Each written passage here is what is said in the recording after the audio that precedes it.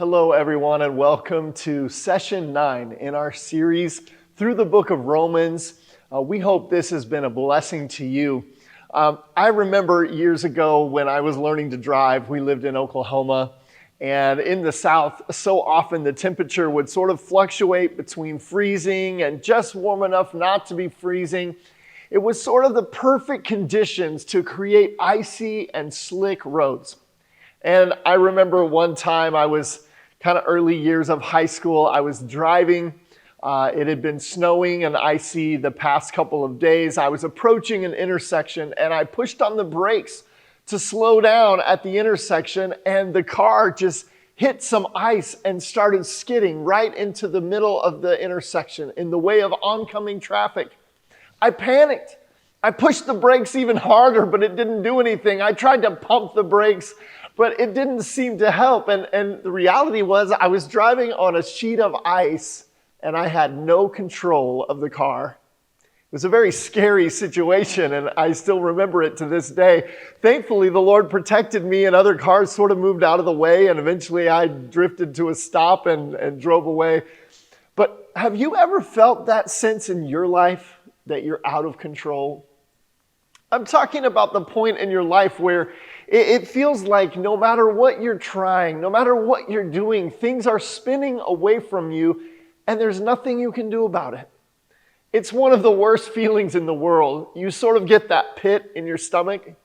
You don't know what to do, and emotions begin to flood in from every angle. You move from feeling angry to fearful to doubtful to discouraged and helpless, and all of these emotions are overwhelming you. You've tried literally everything you know to do, but nothing is working. It feels like life is rushing at you at 100 miles an hour, and you can't slow it down. You can't regain control. I thought of a few examples of this feeling. Maybe for you it hit when you went to the doctor with the person that you love, and the doctor says you have cancer. Suddenly the world is rushing at you out of control. Maybe it hits you when the person who you love says that they don't love you anymore, and life feels like it's suddenly spinning out of control. Maybe it's when you can't pay the rent and the landlord says you have to get out, but you have nowhere to go, and the world is suddenly spinning and you feel like you can't take care of your family and you're not enough. Maybe it's when the company is cutting back and the layoffs hit and you get that pink slip. Those moments in life we've all experienced where the world is spiraling out of control. And today I want to talk to you about one of the most comforting truths in the Bible, and that is the truth of God's sovereignty. The truth that God is in complete control. This is one of the most amazing and comforting truths in the Bible. Theologians use the term sovereignty when they refer to God's ultimate and complete control over everything.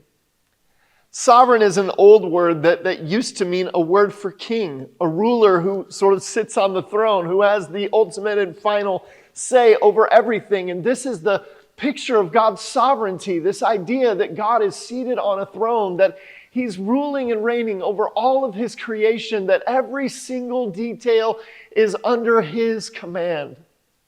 God's sovereignty means that He is in control over everything.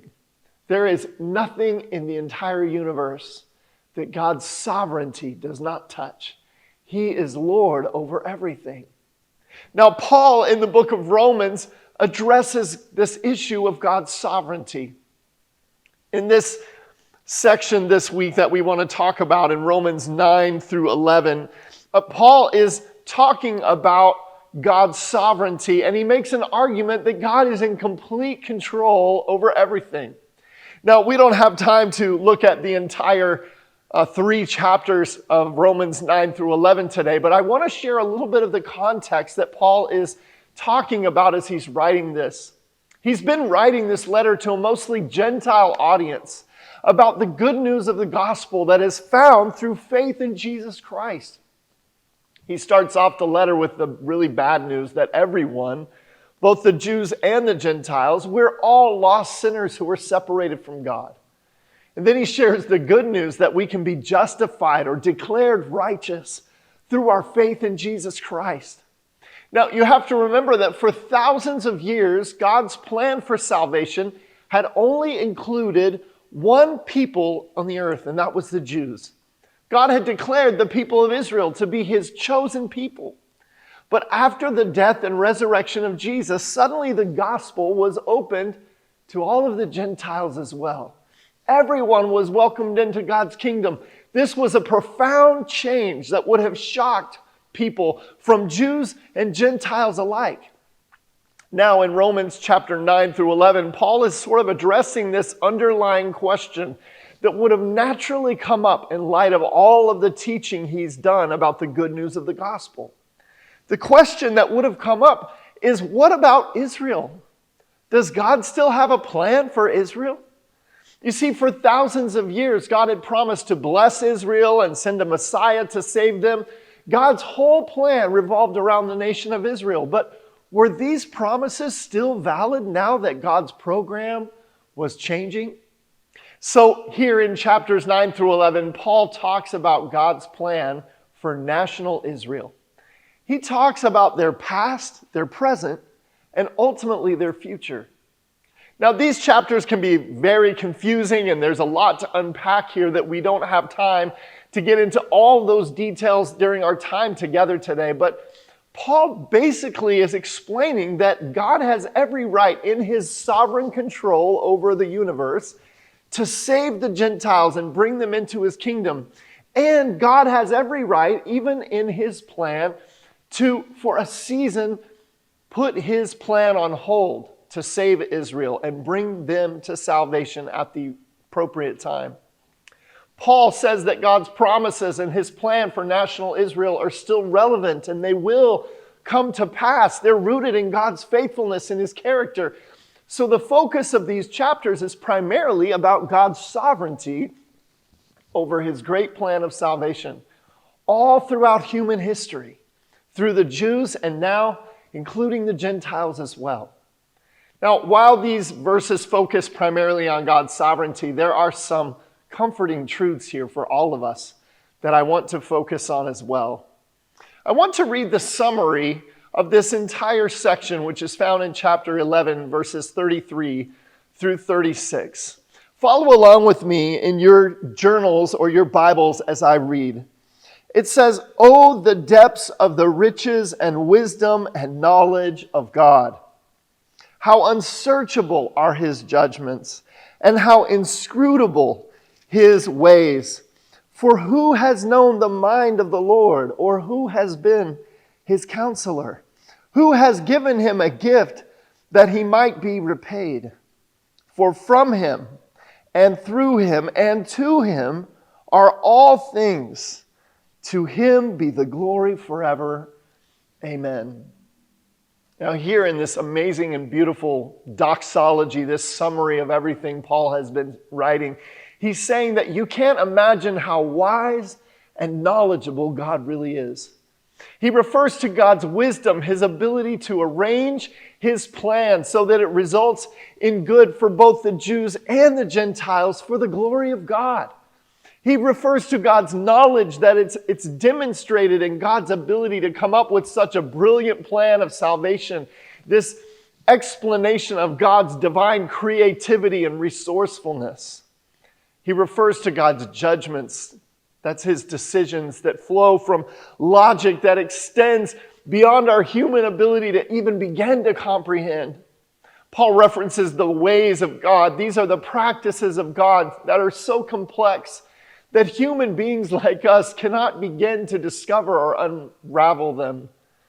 In fact, no one can fully know or understand the mind of God. He is so wise that he has no need of counselors or teachers to instruct him. Look at verse 36 again with me. It says, "For from him and through him and to him are all things. To him be glory forever." From him. See, God is the source from which all things come.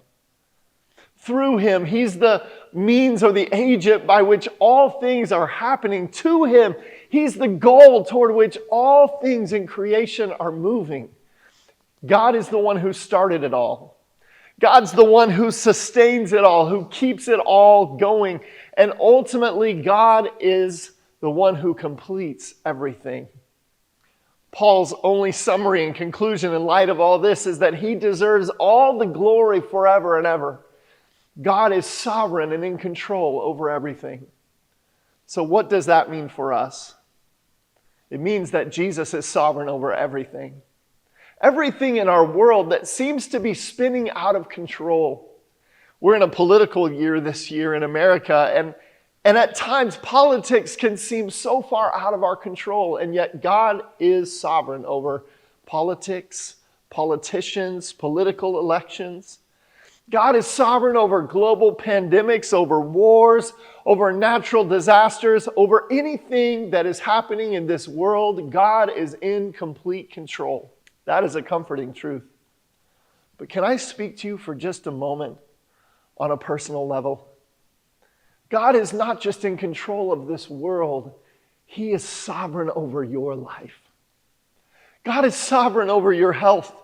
He's sovereign over your career path. He's sovereign over your education. He's sovereign over the opportunities that are in front of you. He's sovereign over your finances. He's sovereign over your relationships. God is sovereign over everything in your life. So when you hit that moment, the moment you're struggling, because you're skidding on ice and the whole world is rushing at you 100 miles an hour and you don't know what to do, you can't slow it down, you can't regain control, you can have hope because God is in control. People in our world today are struggling because the world is constantly shifting and shaking. They're searching for an anchor, a firm foundation that they can build their lives upon. God's sovereignty is that anchor that you can build your life on today because He is in control. The reality is, you and I, we have no idea what today holds, much less tomorrow or the next day. But we know Jesus is in control and He holds everything in His hands. What an amazing comfort that is. I love the famous quote from Corrie ten Boom, who survived the Nazi concentration camps.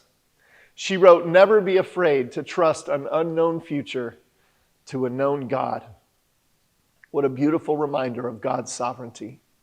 So today, wherever you are, whatever you're walking through, remember that God is in control. You can trust in that today. May the Lord bless you.